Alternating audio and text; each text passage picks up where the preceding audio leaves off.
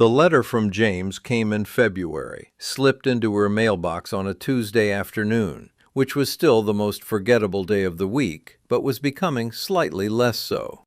It was not an email, which was the first thing she noticed, and it was handwritten, which was the second, in the slightly oversized print of someone who does not write by hand often, but is making the effort because the occasion requires it. He said he had been admitted to Ohio State University with a partial academic scholarship, and that the essay had been specifically mentioned by the admissions committee in his acceptance letter as demonstrating authentic voice and genuine self-reflection. He said he had told his father about the library, the whole of it, and that his father had said he already knew, and that James had not entirely understood what that meant, but that it had seemed like a good sign. He said he thought she should know that he had signed up for the Writing Center at Ohio State and was considering whether he might one day want to teach, and that he knew that was a long way off, but he had found himself thinking about it in the way you think about things that are real rather than things that are simply possible. She read the letter at her kitchen counter, standing up, in her robe, with her coffee beside her. The same posture, the same kitchen, the same morning light, and the letter said something true, the way good writing always did, and she felt it the way she had always felt good writing, in the chest first and then spreading outward, the particular sensation of language arriving at exactly the right weight. She folded the letter and set it on the counter and stood there for a moment with her cold coffee and the February morning coming through the window over the sink, the light thinner than November but present, doing its patient daily work. She got dressed and made her fresh coffee and drove to the library for her Wednesday session, which was not a Wednesday, but she was going anyway because Paulette had asked if she could come in for a special session. 4 high school seniors who had a deadline the following Monday. She arrived at 1:30 and set up in the community room and spent 3 hours with 4 teenagers who were trying to put themselves into words, which is the most frightening and necessary thing a person can do. And she sat with each of them and listened and asked the question that opened things and waited for the answer, the same question she had given her students every September for 31 years. Tell me something true. She drove home in the late afternoon, the sun already low in February the way it is, making long, flat shadows across the road. She passed the school on the way, which she did not always do, but today the route took her past it, and she glanced at it as she drove. The brick facade she had looked at thousands of mornings, the east wing where room 114 was, the window that faced the lawn, which from the outside looked like every other window. She did not slow down. She noted it the way you note a landmark that has been part of your geography for a long time, not with longing or bitterness, just with the recognition of something that is part of the map of a life. Then she drove on, through the older part of town, through the elms, which in February were bare and skeletal against the pale sky, and were beautiful anyway, the way things are beautiful when they have shed what they do not need, and are simply, fully, what they are. She made her coffee when she got home and sat at her kitchen table and looked out the window over the sink at the winter garden that was waiting, the way gardens wait, beneath the cold and the ordinary Tuesday surface of things, for the conditions that allow something to grow. The shoebox on the top shelf of her closet still held 14 journals, 14 Septembers of names and true things. She had not looked at them since she left room 114, but she thought about them sometimes, not with grief exactly, but with the particular awareness of something that is not lost, only held in a different kind of trust. Outside the window, the afternoon was doing its patient thing. In the community room of the Millfield Public Library, the notice near the front desk said what it said every week. And somewhere in Columbus, a boy who had found his words was deciding whether to make something of them. Margaret went back to the library the following Wednesday, which was the first Wednesday of November, with a new novel she had selected from the display near the entrance. Something contemporary, something she had not already taught, and therefore had no professional relationship with. Just a story she was reading because she wanted to know what happened. She settled into the armchair near the biography section and opened the book and read for an hour without looking up, which was not always something she could do, but today she could, and she let herself do it. When she looked up, she noticed James Whitfield sitting at the long table near the windows, and she almost did not recognize him at first because he was not staring at his laptop with the stillness of someone confronting something. He was typing quickly, with the ease of someone who has found the words and is simply putting them down. She did not go over to him. He was fine, and people who are fine do not need to be interrupted. And she had learned over 31 years that the most important thing a teacher can do is know the difference between a student who needs intervention and a student who needs to be left alone to discover they can do it themselves. She watched him for a moment, not intrusively, but with the particular satisfaction of someone who has been of use and is observing the evidence. And then she went back to her book. He looked up once, scanning the room in the way people do when they've been focused for a long time and need a moment of wider vision. And he saw her, and she nodded, and he nodded back. And then both of them returned to what they were doing. She had begun, in the weeks since Gerald's call, to receive messages. Not many, but some, from former students who had heard something through the networks that connect people to the schools that shape them, the phone calls and social media, and the small-town osmosis of information that finds everyone eventually. The messages were not about the board finding, or the report, or Derek Paulson. Those details were institutional, and the students had no reason to know them.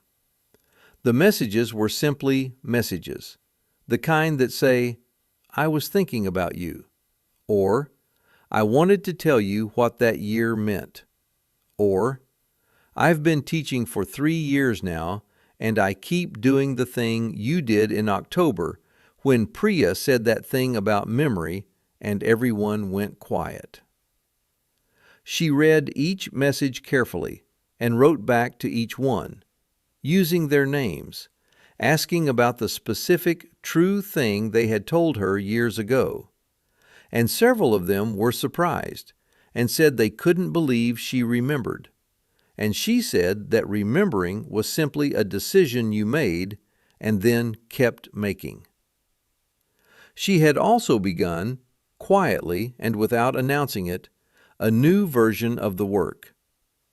The library had a community room that was available on Wednesday afternoons, and she had spoken to the librarian, a woman named Paulette, who had been delighted by the proposal, and they had put up a small notice near the front desk.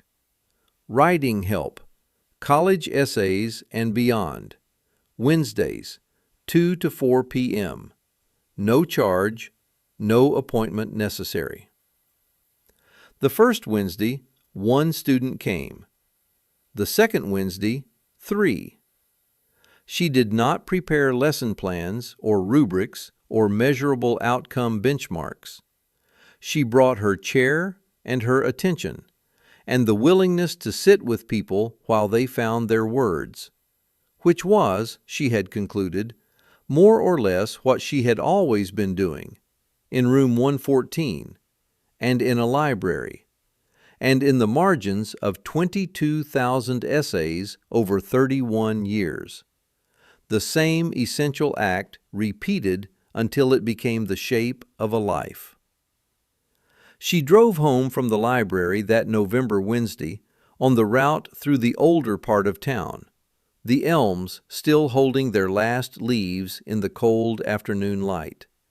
And the light was doing the same complicated thing it always did in those trees, the same thing it had been doing every autumn she could remember, patient and abundant and entirely indifferent to whether or not anyone was paying attention. She paid attention. She turned onto her street and pulled into her driveway, and sat in the car for a moment before going in. not because she needed to, but because sitting still sometimes was its own kind of practice. The way her morning coffee was a practice. The way listening was a practice. The way showing up was a practice. The accumulation of small, deliberate acts that, taken together, became something larger than any one of them. Something that persisted even when institutions failed it, even when rubrics could not measure it, even when a man in a slim-fit suit sat in the back of a room for 50 minutes and typed and saw nothing. She met with Raymond Whitfield 10 days later, at his request, in the district offices in the same room with the small rectangular table where she had signed the separation agreement 7 months earlier.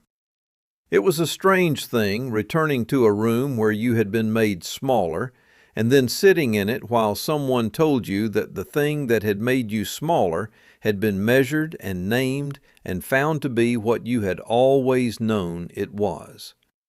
Raymond sat across from her and told her about the report's findings, about the pattern the reviewers had documented, about the board's determination that her evaluation had not been conducted in good faith. He was precise and honest and did not perform regret, which she appreciated more than she could easily explain, because performed regret is a way of making the apologizer feel better without actually requiring them to reckon with anything. He told her what the board could offer: a formal written finding that her separation had been the result of a flawed process, a letter of reinstatement to full standing, and the option to return to a teaching position at Millfield High if a suitable opening existed and if she wanted it. She listened to all of it with the same complete attention she gave everything, and then she was quiet for a moment, and Raymond waited. She said she had one question before she responded to any of it, and Raymond said, of course. She asked how his son was doing with his college applications. Raymond looked at her for a moment and then understood, and his expression did something that was not quite a smile, but belonged to the same category. He said James had submitted 3 applications and was waiting to hear back, and that the essay had apparently been quite good. She nodded and said she was glad, and then she said she would accept the board's written finding and its formal restoration of her standing, because those things were true and should be on the record, and the record mattered, not for her sake, but for the sake of the other teachers who were still in the building and deserved to have a true record to stand on.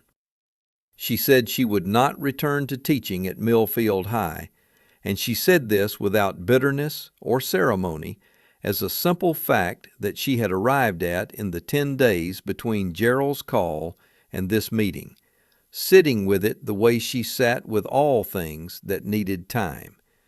She was 61 years old, and she had spent 31 years in room 114, and she had done the work fully and without reservation, and what she wanted now was not to return to the place that had asked her to leave, but to find the next version of what teaching looked like for her, which she suspected was already beginning to take shape in ways she couldn't yet name. Raymond nodded and said he understood, and she believed that he did, and they shook hands across the small rectangular table, and she walked out of the room and through the district office lobby and into the parking lot where the October air had the first real sharpness of the season in it, and she stood beside her car for a moment and looked up at the sky, which was doing nothing in particular, just being the sky, enormous and unmoved and exactly what it was. The board's written finding was issued the following week and entered into the district's official record, and with it came a letter signed by the board chair and all 5 members acknowledging that Margaret Adjoa Osei's 31 years of service had been exemplary, and that her separation from the district had not reflected the quality of her work or the value of her contribution. The letter used the word regret once, in a sentence that was specific enough to be real. Gerald Torres had it framed for her, which she thought was perhaps an unusual choice for a union representative, but she accepted it because Gerald had fought for her when it cost him something, and that deserved acknowledgment. She put the frame in the spare room with the 8 cardboard boxes, not because she wanted to hide it, but because she was not ready yet to decide what it meant to display it. Derek Paulson resigned before the board completed its formal process, which everyone in the district understood meant he had been told privately what the formal process would conclude, and he left Millfield at the end of October for reasons the district's press release described as personal and professional growth opportunities.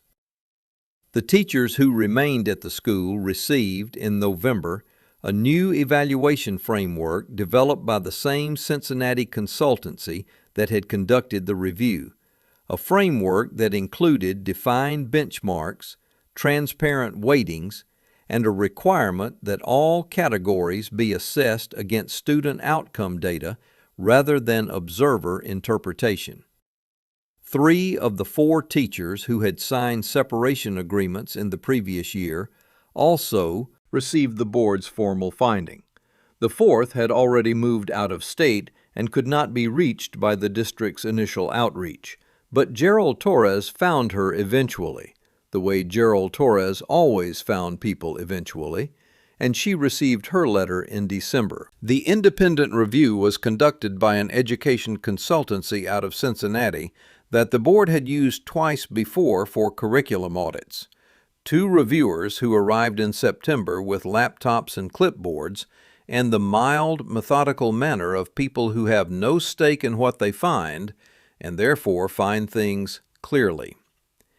They reviewed evaluation records, rubric documentation, observer notes, and improvement plans for the previous academic year, and they interviewed, separately and confidentially, 14 current and former faculty members, 3 of whom had retired or resigned in the previous 18 months.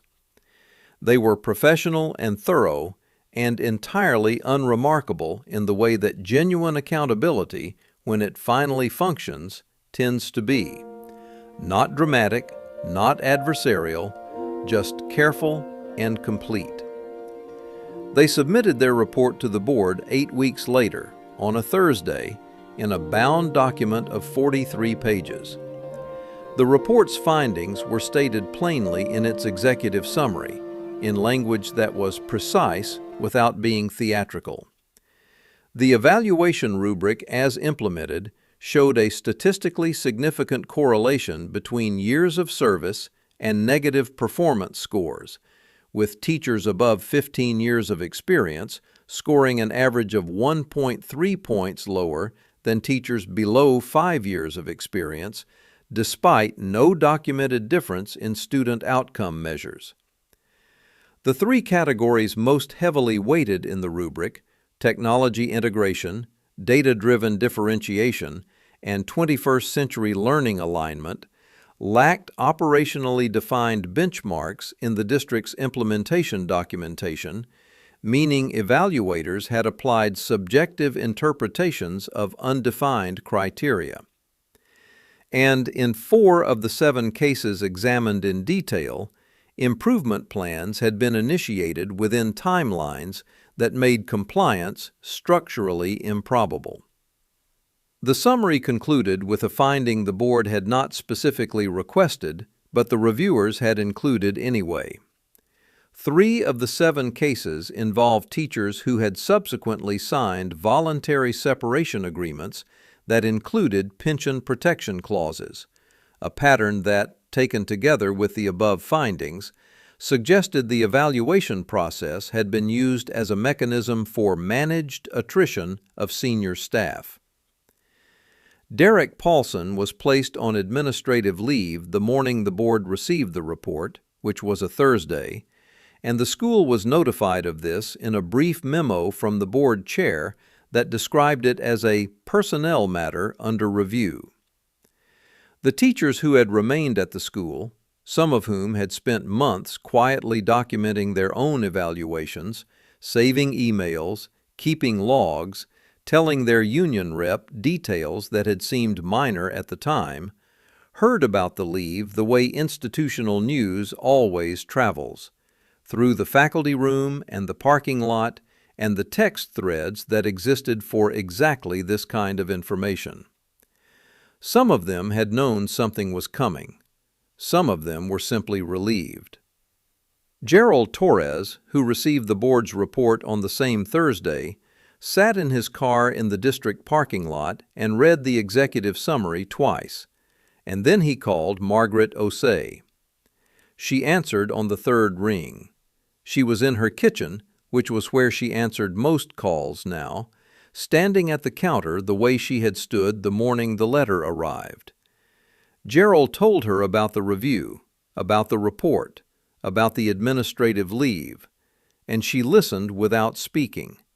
And when he was done, she was quiet for a moment that was long enough for Gerald to ask if she was still there. She said she was still there. He said the board wanted to speak with her, that they were reaching out to the teachers affected by the review, and that her situation was specifically named in the report, and that there were options, legal remedies, potentially a formal acknowledgement from the board, possibly reinstatement if she wanted it. He said the word "if" carefully, because Gerald Torres had been doing this long enough to know that what people want after an injustice is often not what institutions are prepared to offer, and that the gap between the two is where most of the real grief lives. She said she would think about it, and she thanked him, and she hung up and stood in her kitchen in the morning light and held the information the way she held things that needed time, without forcing them, without running toward or away from them, just holding them while she made her coffee and let the world continue to exist in the particular way it existed on a Thursday in October, which was the same as it existed on every other morning, faithful to its own ordinary rhythms, indifferent to whether or not justice had just arrived. The independent review was conducted by an education consultancy out of Cincinnati that the board had used twice before for curriculum audits. 2 reviewers who arrived in September with laptops and clipboards, and the mild, methodical manner of people who have no stake in what they find, and therefore find things clearly. They reviewed evaluation records, rubric documentation, observer notes, and improvement plans for the previous academic year, and they interviewed, separately and confidentially, 14 current and former faculty members, 3 of whom had retired or resigned in the previous 18 months. They were professional and thorough and entirely unremarkable in the way that genuine accountability, when it finally functions, tends to be. Not dramatic, not adversarial, just careful and complete. They submitted their report to the board 8 weeks later, on a Thursday, in a bound document of 43 pages. The report's findings were stated plainly in its executive summary, in language that was precise without being theatrical. The evaluation rubric, as implemented, showed a statistically significant correlation between years of service and negative performance scores, with teachers above 15 years of experience scoring an average of 1.3 points lower than teachers below 5 years of experience, despite no documented difference in student outcome measures. The 3 categories most heavily weighted in the rubric, technology integration, data-driven differentiation, and 21st century learning alignment, lacked operationally defined benchmarks in the district's implementation documentation, meaning evaluators had applied subjective interpretations of undefined criteria. And in 4 of the 7 cases examined in detail, improvement plans had been initiated within timelines that made compliance structurally improbable. The summary concluded with a finding the board had not specifically requested, but the reviewers had included anyway.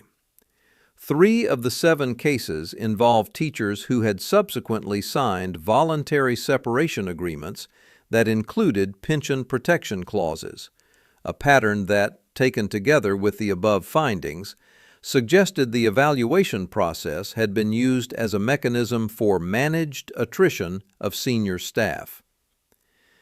Derek Paulson was placed on administrative leave the morning the board received the report, which was a Thursday, and the school was notified of this in a brief memo from the board chair that described it as a personnel matter under review.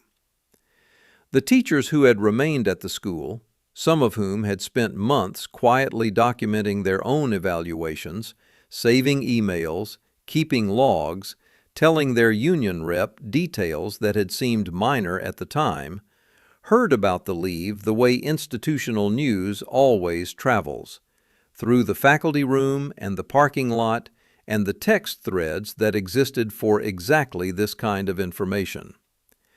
Some of them had known something was coming. Some of them were simply relieved.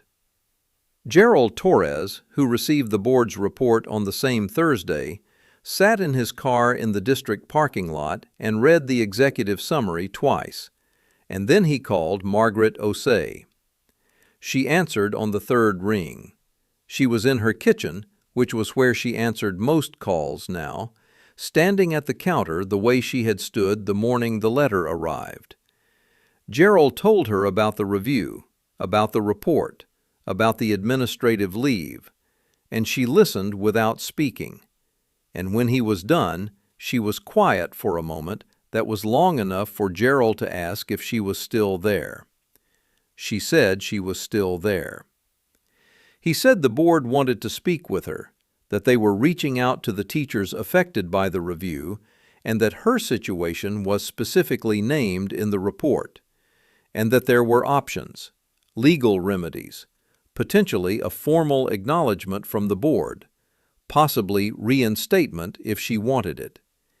He said the word "if" carefully, because Gerald Torres had been doing this long enough to know that what people want after an injustice is often not what institutions are prepared to offer, and that the gap between the two is where most of the real grief lives. She said she would think about it, and she thanked him, and she hung up and stood in her kitchen in the morning light and held the information the way she held things that needed time, without forcing them, without running toward or away from them, just holding them while she made her coffee and let the world continue to exist in the particular way it existed on a Thursday in October, which was the same as it existed on every other morning, faithful to its own ordinary rhythms, indifferent to whether or not justice had just arrived. James Whitfield's father was Raymond Whitfield, who served on the Millfield Board of Education and had been serving on it for 7 years, long enough to have developed the particular institutional memory that makes board members useful, the knowledge of which administrators deliver on their promises, and which ones deliver only on the language of their promises. Raymond had been ill for 14 months, a cardiac diagnosis that had required surgery and a long recovery, and he had returned to his board duties in February with the diminished patience of someone who has spent time close enough to consequence to stop tolerating what is merely performative. He had been receiving, since September, a steady accumulation of communications, emails from parents, a letter from Gerald Torres's union local, 2 phone calls from teachers who identified themselves only as concerned, and 1 detailed written complaint from a retired administrator in Columbus who had watched Derek Paulson's modernization initiative play out in his district and recognized the shape of what it left behind. Raymond had read everything. He had not yet acted because the board's process required documentation of pattern, and he was still waiting for the pattern to become undeniable. His son James came home from the library that Wednesday in late April and told his mother that a woman named Margaret had helped him with his college essay and described her age, her manner, the way she had listened. The fact that she had told him impressive and true were different things, and his mother had smiled and said she sounded like a good teacher. James said he thought she was probably a great teacher, that she had the quality of someone who had done it a long time, and his mother agreed without fully registering the conversation, because parents hear many conversations and file them at the appropriate depth. James mentioned it again at dinner, in the way teenagers mention things that have mattered to them, casually and with the plausible deniability of casualness. And Raymond, who was eating more slowly than he used to and listening more carefully than he used to, asked what her last name was. James said he hadn't asked. Raymond asked what she had said about herself. James said she had mentioned Millfield High, that she had taught there, that she seemed like she might not be teaching anymore. Raymond was quiet for the rest of dinner. He made a call the next morning to Gerald Torres, whom he knew from a school budget meeting 3 years earlier and whose phone number he had kept in his contacts for no specific reason, except that Gerald had struck him as someone who would eventually have something important to say. He asked Gerald if the name Margaret Osei meant anything to him. Gerald was quiet for exactly 1 second and then said, "Yes, it did." Raymond asked Gerald to tell him what it meant, and Gerald told him, and Raymond listened in the way he had learned to listen since his illness, completely, without formulating his response before the other person had finished speaking. When Gerald was done, Raymond said he was going to need the documentation Gerald had mentioned in his written complaint to the board, and Gerald said he could have it within the week, and Raymond said Thursday would be better than Friday. The documentation was a manila folder that contained more than Raymond had expected. The union's log of complaints from senior teachers across the English, History, and Social Studies departments. Copies of the performance review rubrics with their category weightings. A comparison of pre-Paulson and post-Paulson evaluation scores for teachers with more than 15 years of service against teachers with fewer than 5, and a brief prepared by an education policy attorney in Columbus that described the category structure of the rubric as facially neutral but functionally discriminatory against experienced practitioners whose pedagogical methods predate the framework's definitional criteria. Raymond read the folder on a Saturday morning at his kitchen table with a cup of coffee and the careful attention of a man who has learned not to waste his mornings. By the time he finished, the pattern was not merely visible, it was architectural, deliberate in its construction, inevitable in its direction. He brought the folder to the board's next meeting, not as an accusation, but as a question, the way he had learned to bring things, with the documentation visible and his voice level and the particular patience of someone who has already done the work and is simply waiting for others to catch up. He asked the board to commission an independent review of the evaluation process used in the previous academic year, specifically for teachers with more than 15 years of service. The board voted 4-1 to proceed. Derek Paulson was notified of the review 3 days later in a letter that used words like process review and quality assurance and said nothing he could object to, and he read it in his office and felt the particular unease of someone who has built something that was always designed to be invisible and has just been told that someone is going to look carefully. She was at the Millfield Public Library on a Wednesday afternoon in late April, looking for a novel she had been meaning to read for a decade and had never found time for during the years when she was reading student essays instead, when she noticed the boy.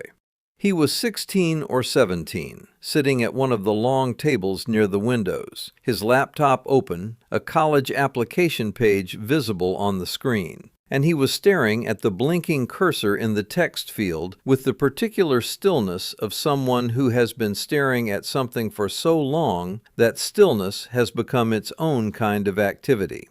She recognized the expression because she had seen it in her classroom every autumn for 31 years. The face of a student confronting the white page, which is always also the face of a person confronting the version of themselves they are trying to put into words. She found her novel and checked it out and walked toward the exit, and she passed the boy's table, and she slowed, and she stopped. "The prompt," she said, nodding toward his screen. "Which one is it?" He looked up with the slight alarm of someone interrupted in a private struggle, and she could see him running the calculation that teenagers run when an adult they don't know speaks to them in a public space. She waited while he ran it, her expression neutral and patient, her hands holding her library book, not performing friendliness, but not withholding it either. He looked back at the screen and said, "Common App, the challenge one, where you had to overcome something." She sat down across from him, not asking permission, but not imposing either, the way she had been sitting across from students for 3 decades, in the posture that said she had nowhere else to be and nothing more important to do. "Tell me what you've written so far," she said. He turned the laptop toward her. The text field had 4 words in it. "I have always been." She did not laugh, and she did not wince. She leaned forward and read the 4 words with the same attention she gave finished essays. And then she looked up and said, "Okay, what have you always been?" He shrugged in the way teenagers shrug when they know the answer but are afraid the answer is wrong. She waited. He said, "I don't know, kind of bad at explaining myself." She nodded slowly and said, "That's actually a very good start," and she meant it, and he could tell she meant it, and something in his posture changed. Not much, but enough.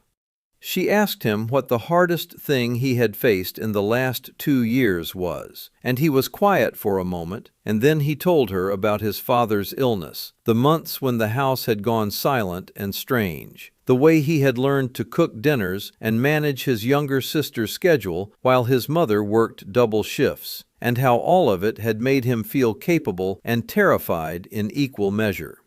She listened without interrupting. Then she said, "Write that. Write exactly what you just told me in the order you told it. Don't perform it, just write it." She sat with him while he wrote, not looking over his shoulder but available, answering questions when he turned to her, suggesting a word when he asked, explaining once when he tried to make the essay sound more impressive, that impressive and true are almost never the same thing, and that colleges have read 10,000 impressive essays and almost none that are true.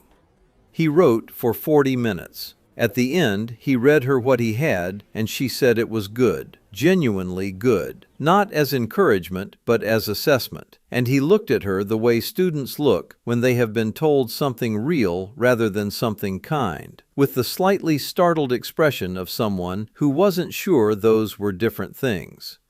She told him her name was Margaret, and he said his name was James, and they shook hands formally across the library table, and she got up and walked to the exit and drove home and made her coffee and sat in her kitchen, and for the first time since she had left room 114, the quiet in the house did not feel flat. She did not think about James again in any deliberate way. He had needed help with something, and she had helped him, which was not a remarkable event in the context of a life built around exactly that.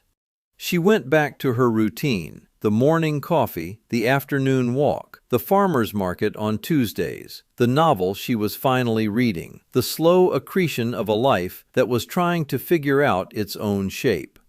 She cooked. She called Cora on Sundays. She had dinner with Dottie twice and let Dottie talk, which was a form of generosity Dottie needed and Margaret could afford to give. She went back to the library the following Wednesday and the Wednesday after that, not looking for James, but not avoiding the long tables by the windows either. And he was not there. And she read her novel in one of the armchairs near the biography section. And the library had the same quality room 114 had always had, a place set aside for the serious business of paying attention. Gerald Torres called her 2 days after she received the improvement plan and said the word she had been waiting for: pension. If she fought the improvement plan through formal channels, the process would take a minimum of 8 months, during which time she would remain on the plan with its benchmarks and its monthly check-ins and its accumulating documentation. And at the end of 8 months, she would either have survived it, which meant satisfying Derek Paulson's criteria for a full year, which Gerald believed was structurally impossible given how the criteria were written, or she would have been terminated for cause, which would trigger a review of her pension eligibility under a clause that the district's legal team had apparently been briefed on. If she accepted the voluntary separation agreement, she would receive her full pension, a letter of thanks from the district, and a quiet exit. She had until the end of March to decide. Margaret listened to all of this and thanked Gerald for his honesty and said she would call him by Friday. She did not call him by Friday. She called him on a Wednesday, 6 weeks later, when the semester was nearly over and her 22 students had finished their final essays, and she had written comments in the margins of each one. Not corrections, but conversations. And she had sat with the knowledge that these would be the last margins she ever wrote in as a teacher at Millfield High School. She told Gerald she would sign the separation agreement, and Gerald was quiet for a moment, and then said he understood, and she could hear in his voice that he was angry on her behalf in a way she had decided she did not have the energy to be anymore. She signed the papers on a Friday afternoon in the district office, in a room with a small rectangular table and a window that looked out onto the faculty parking lot. And the assistant superintendent shook her hand and said the district was grateful for her decades of service. And she thanked him because she was raised to be polite even to people who did not deserve it. And she walked to her car and drove home the long way, through the elm-lined streets of the older part of town. And the light was doing something complicated in the trees, and she let herself look at it. She cleaned out room 114 on a Saturday, when the building was mostly empty, because she did not want an audience for the packing of 31 years into 8 cardboard boxes. She took her books, her journals, the small framed photograph of Calvin that had sat on her desk since the year after he died, the coffee mug she kept for days when she forgot to bring one from home.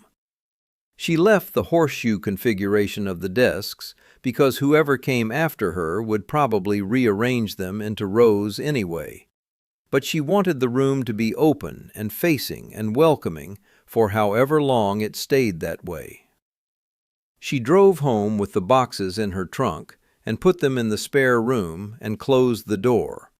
And she made her coffee and sat at her kitchen table and looked at the morning coming in through the window over the sink. And she tried to locate the feeling she was supposed to be having, and mostly what she found was a vast, flat quiet. The weeks that followed had a texture she had not anticipated. She had imagined retirement as a kind of absence, the absence of alarm clocks, of grading, of the particular noise of 30 teenagers in a room. and the absence was there, but it was accompanied by something else, a restlessness that she recognized from the summers of her teaching years. The way July always felt slightly unmoored without a classroom to return to. She cooked properly for the first time in years, going to the farmer's market on Tuesday mornings, making things that took an hour rather than 20 minutes, learning that she had opinions about bread that she had never had time to develop. She walked every afternoon, a route that took her through the park and past the library and back through the older neighborhood with the elms. And the walk was pleasant, and she was grateful for it. But gratitude and contentment are not the same thing, and she knew the difference. She had not told most people she was retired. She had told her daughter Cora, who had called from Portland with the particular careful concern of a child trying not to say the wrong thing.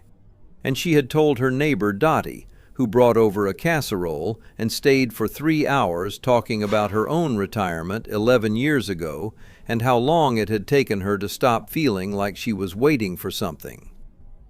Margaret had not told her former students because she did not know how to explain it without explaining the parts she was not ready to say out loud: the rubric, the improvement plan, the assistant superintendent's handshake.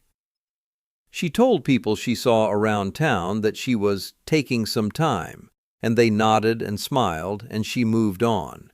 And the weeks continued their flat and restless passage. The scores arrived in an envelope slipped under her classroom door on a Thursday morning, and Margaret opened it at her desk before the students arrived and read the numbers twice because the first time through she thought she had misread them.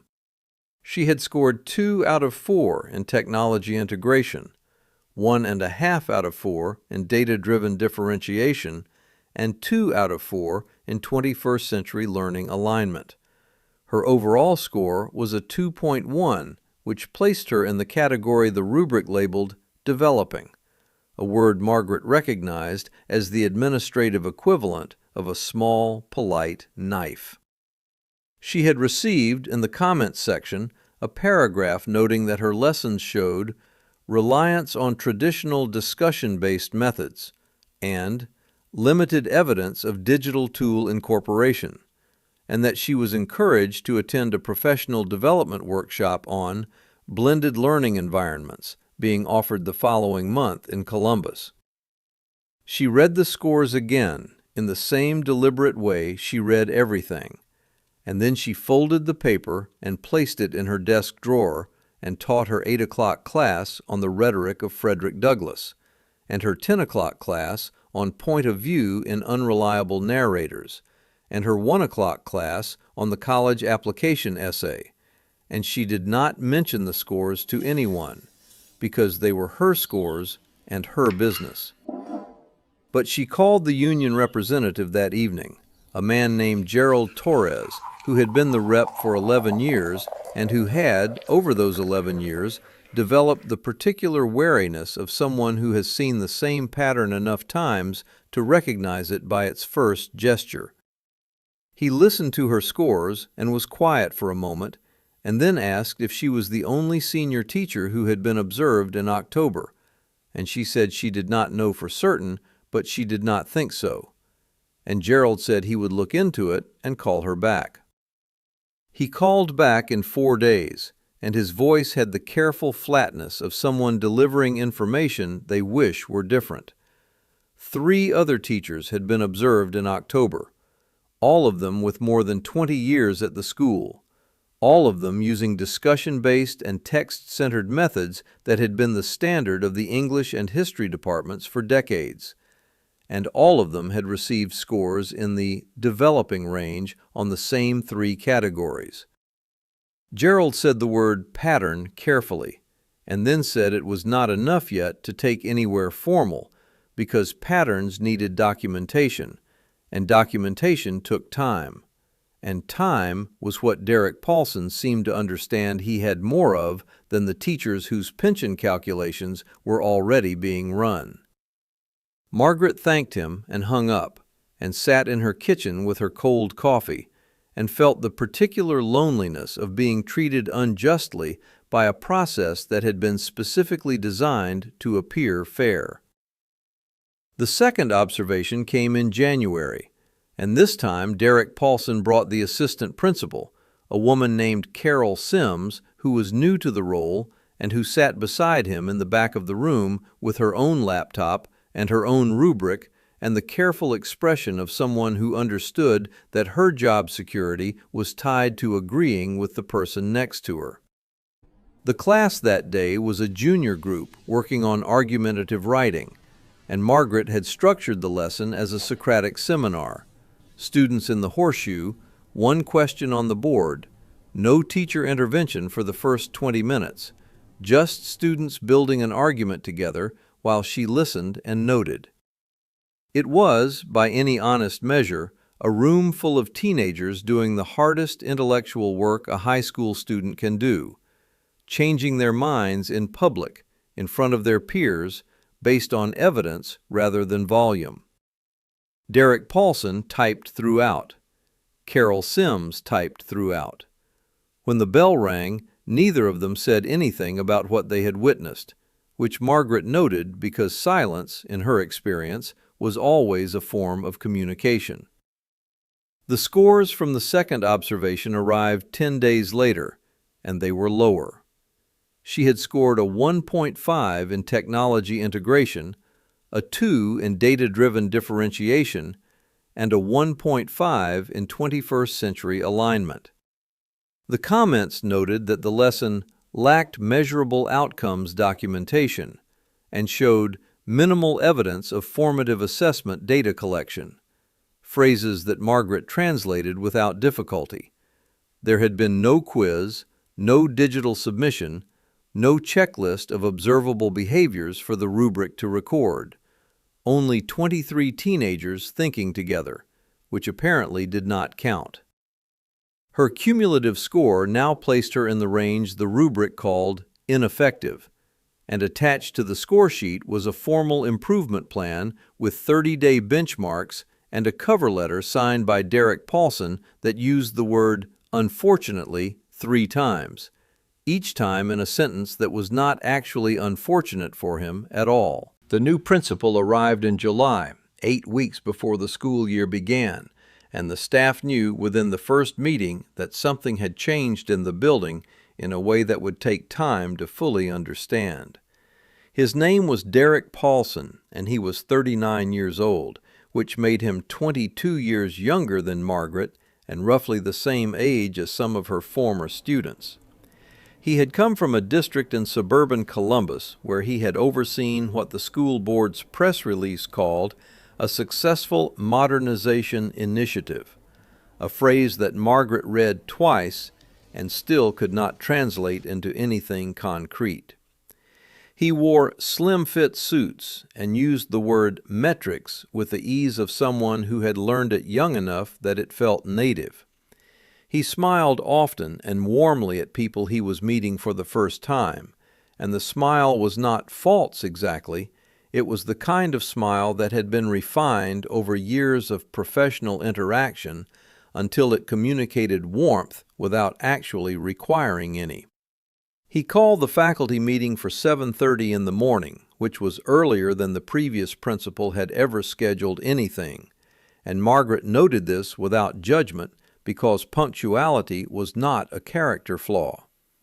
He stood at the front of the library and talked for 40 minutes about vision and trajectory and the importance of meeting students where they were, and he used a slide deck with photographs of other schools' renovation projects and graphs showing test score improvements in districts that had embraced instructional evolution. Margaret sat in the third row and listened the way she always listened, completely, without performing attention, and what she heard beneath the vocabulary was something simpler and older, a man who needed to make his mark quickly in a building full of people who had been here long before him. After the meeting, Derek Paulson stopped Margaret in the hallway with the particular deliberateness of someone who has planned to stop someone in a hallway. He shook her hand and said he had heard wonderful things about her, and she thanked him, and he said he was looking forward to seeing her classroom in action, and she said the door was always open. He moved on to the next person before she had finished the sentence, already extending his hand, already smiling the warm, professional smile, and Margaret walked to room 114 and began arranging the desks into their horseshoe configuration because school started in 8 weeks and the room should be ready. The performance review process that Derek Paulson introduced that autumn was new to Millfield High, though not new in concept. Versions of it existed in districts across the state, rubrics with numerical scores across a range of instructional categories, designed, in theory, to create objective accountability for teacher performance. The categories included things like technology integration and data-driven differentiation and 21st century learning alignment. And each category had descriptors for scores from 1 to 4. Margaret read through the rubric in September and felt the particular discomfort of someone being evaluated on a language they had not been taught. Criteria assembled not from the question of what helps students learn, but from the question of what a certain kind of administrator needs to see in order to feel modern. She was not opposed to accountability. She had held herself accountable for 31 years in ways this rubric could not measure and would not try. Her first observation came in October, and Derek Paulson sat in the back of room 114 for 50 minutes with his laptop open and his rubric on the screen and his face arranged in the expression of careful, neutral evaluation. The class was discussing the final chapters of Beloved, which Margaret had taught 11 times and which still, every year, produced conversations she had not heard before, because the book had the quality of great literature everywhere. It changed depending on who was in the room. That day, a girl named Priya had said something about memory and survival that made 3 other students go quiet in the way that meant they were genuinely thinking, and Margaret had followed it, asking the question that opened it further, and the room had gone somewhere real. Derek Paulson typed steadily throughout. When the bell rang, he thanked her for her time and said he would have the scores to her within the week. Margaret Adwoa Osei had been teaching English at Millfield High School since the autumn that her daughter Cora was born, which meant she had spent roughly the same number of years raising a child as she had spent raising other people's children inside classroom 114. She was 61 years old, and she did not look it. Not because she had been spared anything, but because the kind of tiredness she carried was the kind that had long since settled into her bones rather than her face. She woke every morning at 5:45 without an alarm, a habit so old it had become indistinguishable from instinct, and she made her coffee in the same deliberate way she did everything, measuring the grounds, waiting for the water to reach the right temperature, pouring it slow. The coffee ritual had begun as something her late husband Calvin had started, and she had continued it after he died, not out of grief exactly, but out of the sense that some things are worth doing carefully, regardless of who is watching. She drove the same route to school every morning, a 12-minute drive through the older part of town where the elms still arched over the road in a way that made the drive feel like passing through something ancient and considered. She arrived at 7:15, 45 minutes before she was required to, because she had always believed that a classroom should be ready before the students arrived, that the room itself should communicate something about the value of what was going to happen inside it. She arranged the desks in the same configuration every Monday, a wide horseshoe that allowed every student to see every other student, because she had learned early in her career that teenagers listen better when they can see faces rather than the backs of heads. Room 114 had a window that looked out onto the school's east lawn, And on clear mornings, the light came through it at an angle that made the room feel less like an institution and more like a place where something real might happen. She knew the name of every student she had ever taught, which people found remarkable until she explained that it was not remarkable at all. It was simply a decision she had made in her first year, that names were the beginning of everything, that you could not reach a person whose name you had not bothered to learn. She kept a journal that she updated every September, a fresh page for each new class, first names and last names, and one detail per student that she had gathered from their first written assignment, the one she gave every year. Tell me something true. Not something impressive, not something you think I want to hear. Something true. Over 31 years, she had filled 14 of these journals, and she kept them in a shoebox on the top shelf of her closet, not because she looked at them often, but because she could not bring herself to throw away the names of people who had trusted her with something real. She was not a soft teacher. Her students would have been the first to say so, and they would have said it with a particular kind of respect that is only given to people who are hard on you because they believe you can take it. She gave genuine grades, which in the current landscape of grade inflation meant that a B from Margaret Osei carried the weight of an A from someone else, and her students knew this, and the colleges they applied to had come to know it too. She returned papers covered in handwritten notes, not corrections exactly, but conversations, questions written in the margins in her small, precise script, the kind of engagement with a student's thinking that took time she did not technically have and gave anyway. Parents sometimes called the school to complain about her grading, and she would listen to them patiently and then explain, in the same calm voice she used for everything, that her job was not to make their child feel successful, but to make their child become successful, and that these were different things. She had never been named Teacher of the Year, which was a small institutional irony that her colleagues understood perfectly. The award was voted on by a committee that tended toward teachers who ran visible programs, debate clubs, drama productions, community initiatives that generated photographs for the school newsletter. Margaret ran nothing visible. What she ran was harder to photograph: the conversation after class, the essay rewritten 3 times, the student who had stopped speaking in October and started again in March because someone had kept asking questions and waiting for the answers. Her former students had, over the decades, become doctors and journalists and one state senator, and a surprising number of teachers themselves. And when they came back to Millfield for reunions or holidays, many of them made a point of stopping by room 114, and Margaret remembered every one of them, called them by name, asked about the specific thing they had told her was true all those years ago. The letter arrived on a Tuesday, which Margaret Osei would later think was appropriate, because Tuesday had always been the most forgettable day of the week, the day that asked nothing of you and gave nothing back.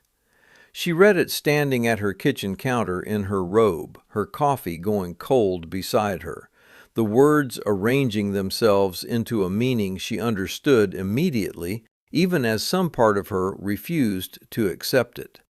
The letter said unsatisfactory performance review and voluntary separation agreement and in the best interests of the school community, and each phrase landed with the particular dullness of something that has been carefully written by someone who will never have to say it out loud.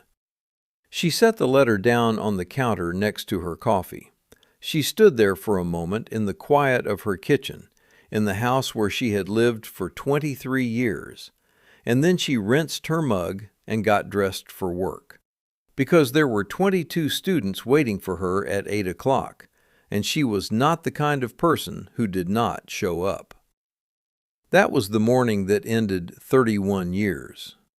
But the story of what happened after, the thing that nobody in that school district saw coming, began 6 weeks later on a Wednesday afternoon in the Millfield Public Library, when Margaret sat down next to a boy she had never met and asked him if he needed help.